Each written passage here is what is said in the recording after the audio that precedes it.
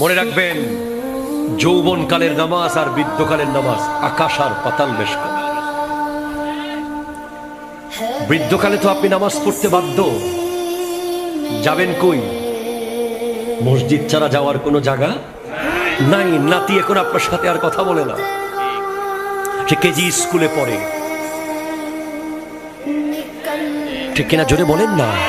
আপনি যখন অফিসার ছিলেন তখন ডানে বামে সবাই ছিল, আপনি যখন রিটায়ার হয়ে গেছেন এখন আপনার আশেপাশে আর কেউ আসে না। কেন? তার ক্লাসের টাইম চলে যাচ্ছে, দাদার সাথে কথা বলতে নিষেধ করে দেওয়া হয়েছে, দাদির পাশে বসতে নিষেধ, পানের পিসকিতে আবার স্কুলের ড্রেস নষ্ট হয়ে যাবে। বলেন, দাদা আর দাদি কি গুগল বুঝে? দাদা আর দাদি কি সোশ্যাল মিডিয়া বুঝে?